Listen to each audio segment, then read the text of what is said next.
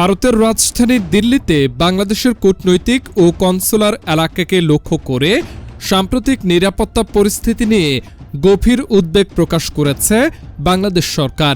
এ বিষয়ে ভারতের হাইকমিশনার প্রণয় ভার্মাকে তলব করেছে পররাষ্ট্র মন্ত্রণালয়।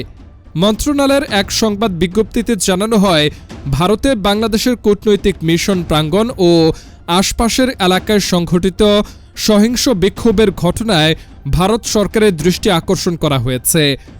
শনিবার নয়াদিল্লির কূটনৈতিক এলাকায় বাংলাদেশ হাইকমিশন ও হাইকমিশনারের বাসভবনের বাইরে ঘটে যাওয়া অনাকাঙ্ক্ষিত ঘটনা এবং সোমবার পশ্চিমবঙ্গের শিলিগুড়িতে বাংলাদেশ ভিসা কেন্দ্রে উগ্রপন্থী গোষ্ঠীর ভাঙচুরের ঘটনায় তীব্র উদ্বেগ জানানো হয়।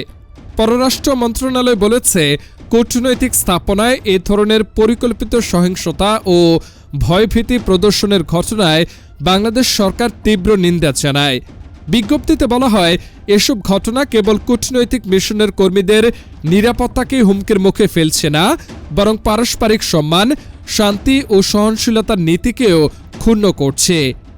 এর আগে রোববার পররাষ্ট্র উপদেষ্টা তৌহিদ হোসেন জানান, শনিবার রাতে দিল্লির কূটনৈতিক এলাকায় নিরাপত্তা বেষ্টনী ভেদ করে হিন্দু চরমপন্থীদের একটি দল বাংলাদেশ হাইকমিশনের সামনে বিক্ষোভ করে এবং হাইকমিশনারকে প্রাণনাশের হুমকি দেয়।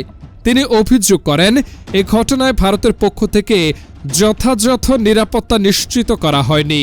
অন্যদিকে ভারতের পররাষ্ট্র মন্ত্রণালয় দাবি করেছে, বাংলাদেশ হাইকমিশনের সামনে একদল যুবক ময়মনসিংহে দীপু চন্দ্র দাস হত্যার প্রতিবাদে স্লোগান দিলেও নিরাপত্তা বেষ্টনী ভাঙা বা বড় ধরনের সহিংসতার চেষ্টা হয়নি।